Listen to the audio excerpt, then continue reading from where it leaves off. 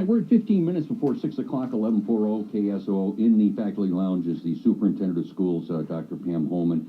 She has brought with her today Sue Simons, who is the Assistant Superintendent for HR and also Legal Services, which means she's brought her lawyer along with her, in essence.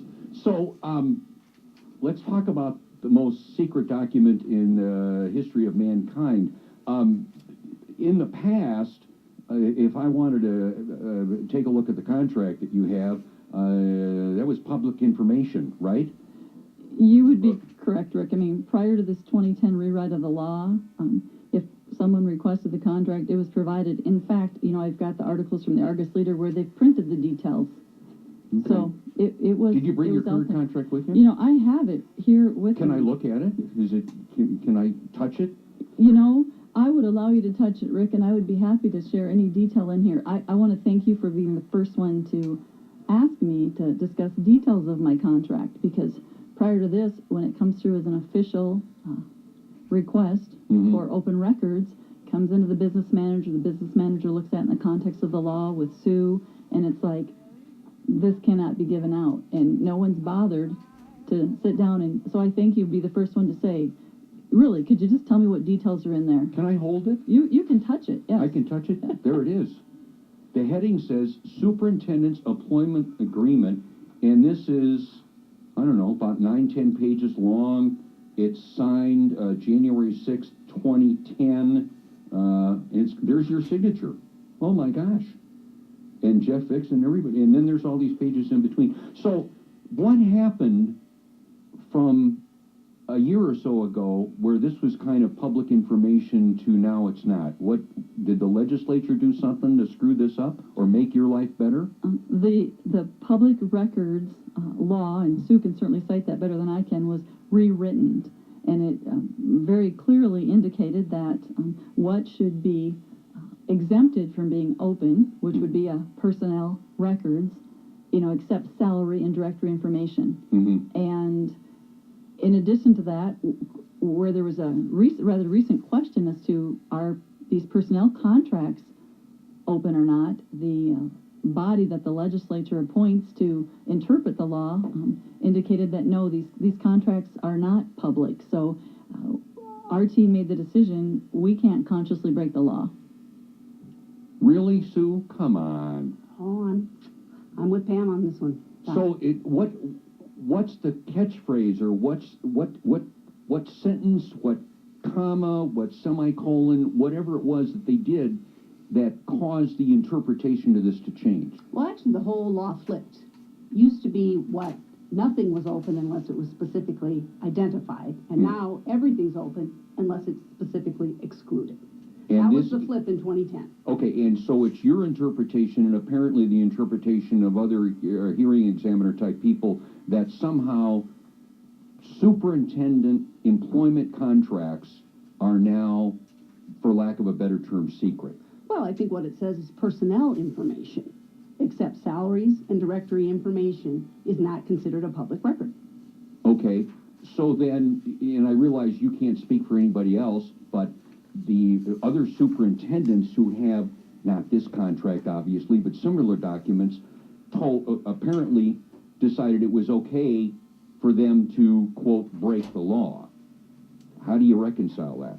Well, I think they had to make their own decisions, but our view is the legislature did it with a purpose, and the purpose is to protect all employees regardless of your status, and that if you start making exceptions for one, where do you draw the line? The legislature drew the line for us, and we think it's appropriate to honor that.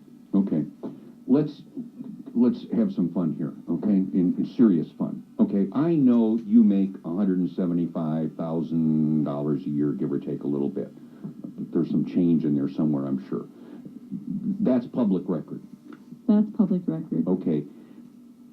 If I were to flip through, if I were to read, could I read through this document and not get in trouble?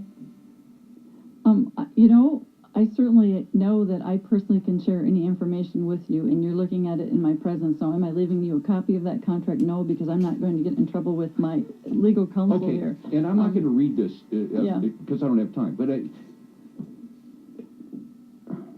I would be Are happy there to answer other- any of your questions Okay. about that contract. Are there sections in here that give you more money than what's published in your salary? The sections in there, again, back as reported in 2004 and 5 by the Argus Leader, that are in there today Mhm. are the same that they were then. And that would indicate, here's a quote right back from this highly secret document that apparently some believe never was out there, that of course I have vacation. I have, same as the other administrators. I have sick leave, same as the other administrators. I can participate in professional development, same as the rest of our team. Mm-hmm. I have the opportunity to take some of my money and invest in a 403 or a 457, same as any other Deferred employee. compensation Exactly. kind of stuff? Okay. And then the pieces, again, that were reported initially that are still in there today, Rick, have to do with the district pays its share and my share of South Dakota retirement. And then I'm reading from their article, in addition, the district will put aside 10% of my salary each year for 10 years to be used in the form of an early retirement. And this replaces the benefit that I received prior to being a superintendent. The teachers and the principals have an early retirement. Deal. Okay. Yeah, and that's what we would be referred to as deferred compensation. Other than that, as I'm thinking through it, what else might be in there that's different? Initially, there certainly was that I needed to live in the district within 2 years. At the end of that first year, I had dialogue with the board and said, leave it in there to live within the district, but in lieu of that, is it possible that I would just pay double taxes? Because, those horses, Tim gave up his job for me to take this, and I didn't expect him to give up his horses. Mhm. And I know nothing about a horse, but he loves them. Yeah. And so we ended up then, up until this contract, just paying double taxes, and till such time his life got so busy, he decided he needed to downsize, and we actually now live out by the Renberg Elementary. So if I were to start reading through this quietly without reading it aloud, would I find a section in here that says if the school district wins any kind of a sports championship, that the superintendent will receive a bonus? Is there anything like that in here?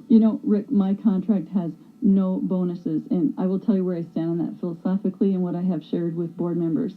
If our district succeeds and grows and has awards and achievements, I expect every employee to benefit from that.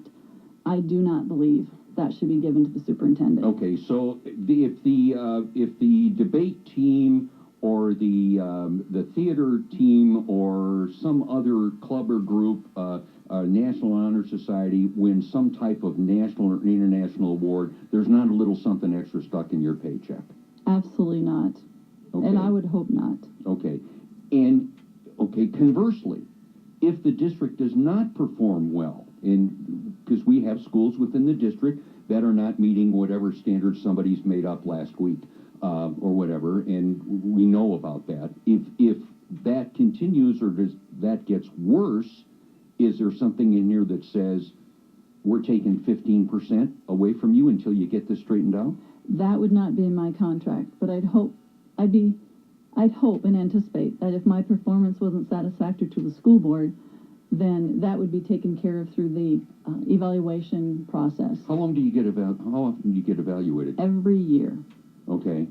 And how long is this contract good for? Because I didn't. This one was 5 years. Okay, and this was just signed in 2010. 2010, so it's Okay. through 2015. Okay. So is there a deal in here that compensates you when you go out, when you want to take somebody to lunch, and is there a slush fund thing in here where you get X number of dollars a month for quote entertainment purposes?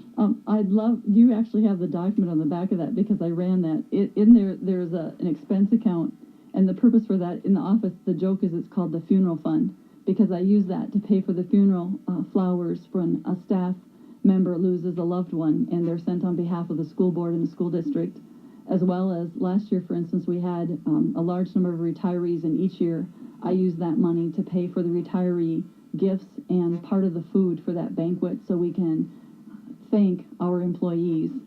And the money is used, for instance, when we had the Finance Action Network, which you and I have discussed before, that when they come in and give of their time and we meet over the lunch hour, so I buy their lunch. Okay. So oftentimes, we joke that whether or not that expense account, if you will, belongs in that contract, but it does allow me to provide on behalf of the district, for instance, those funeral flowers or the gifts when retirements occur. Okay. And So that's, you are the witness of that sheet, Rick. There it is. Wow. Okay.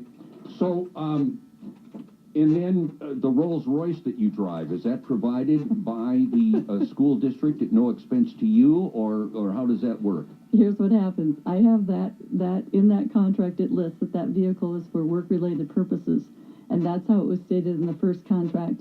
In this contract, I said, can you add one thing for me? Because I feel guilty when I stop at the grocery store on the way home. Yeah. Because that's a personal use.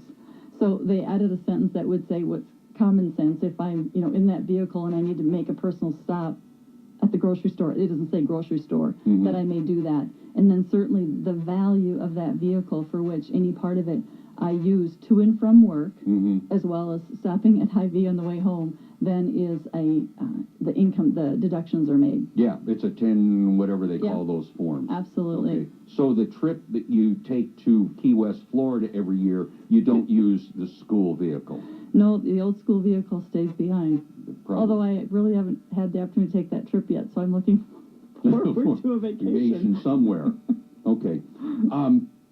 Just cutting through the stuff here, and we've had a little fun with this, but this is pretty serious stuff to a lot of people.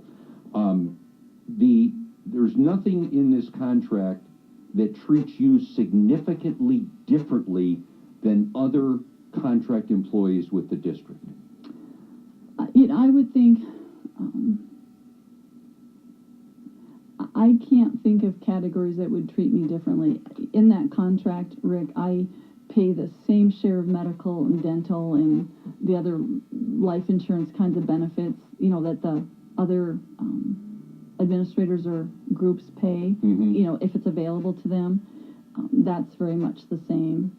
I'm trying to think of other categories that would stand out differently. Again, the deferred compensation was put in because that was the equivalent to the early retirement incentive that was a program for teachers and other administrators have. So, again, other than I have the expense account that allows me to pay for those things actually on behalf of the district for the employees. We went through a deal here recently, and we may be forced to do it again, where there was a reduction in salary because of state aid.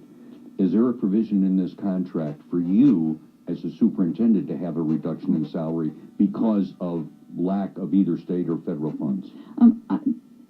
Yes, I'm glad you brought that up, Rick, because if you look on that first page that you're touching, it says my salary is $181,000 and that it would increase each year by the same rate that the teacher's salaries increase. And my salary is not $181,000 this year; it's $175,000, and that is because of the same rate that whatever the teachers does happens to me. However, I need to share something with you because I'm sure my friends at the local newspaper, if they're listening, are quickly doing the math and saying, "But that doesn't come out right to what their reduction was." My reduction is greater than the teachers because as superintendent, I'm not going to take any less of a hit than the worst treated group. And the administrator stepped forward and said they would take a 3% deduction, so I took a 3% reduction. Okay. Your vacation schedule, I'm assuming, and I see a section here, vacation and benefits. It's not the whole summer. No, it's identical to our other 12-month employees. It's up to the 20 days a year that can accumulate. Okay. Up to a certain number. Well, this is pretty bland. I would agree, yes. And that's why I'm thinking hopefully a certain group can just dust off the old story and run her again. Can you, during the middle of this contract, you've got a contract, but this is an at-will state. 3 of the 5 school board members say, Pam, it's been fun, we're done, goodbye. How does that work if you've got a 5-year deal? There's no buyout in that contract. So that was important to me when I took this job, saying it has to be right for the school board and it has to be right for me. So it's mutual agreement. If there's not 3 votes to keep me, then you're done and that's it. And that's absolutely right. Okay. So where's the section on golden parachute? I don't, I'm still looking for the section that says I have a house. oh, okay. All right. Well, thanks for coming in, and actually, I'm past, we should be doing ABC News now. That's all right. Yeah, we're just gonna blow past the ABC News. I sincerely appreciate you asking the question, Rick. When Ruth called into the office today and said back to school and contract, I said, Deanne, I want to talk to Rick because I thought no one's asked me the question, so I thank you. So if another member of the media were to ask you, can I hold on to this contract and can I look at it? You know, I would say that personally that is my choice, and I would say I would have to deem them reputable. Wow, we got deemed reputable, apparently. did. But you can't leave this with, because I No. wouldn't make copies of this anyway. And to be fair to everybody that's listening to this, this is about 10 pages long, and I've done been involved in a lot of employment contracts. I know I haven't read this over, but it seems pretty much cut and dried. And even the expense thing, and there's stuff on here, retirement banquet stuff, honoree meals. You bought a postcard or something. I don't know what that is. Not very much. But there are 5 entries on here for what are called sympathy flowers or sympathy contributions, and I remember doing that, where you spend a little bit of money on behalf of... The school board and the school district. Yeah.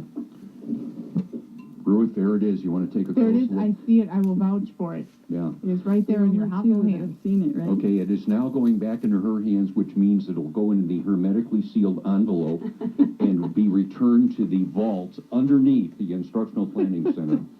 Okay. Try to stay out of trouble, would you? You know, I try hard every day. Okay. So, Sue, just with you for just a moment. Sure. The legislature and the governor have talked about, we need to change this so this is back to apparently what it was before, or something like that. Is the Sioux Falls School District going to object to that? We are not. We are going to follow the law just like we're doing right now. Okay. Well, that takes all the fun out of it. All right. Thank you very much for Thank stopping you. by. Nice to see you.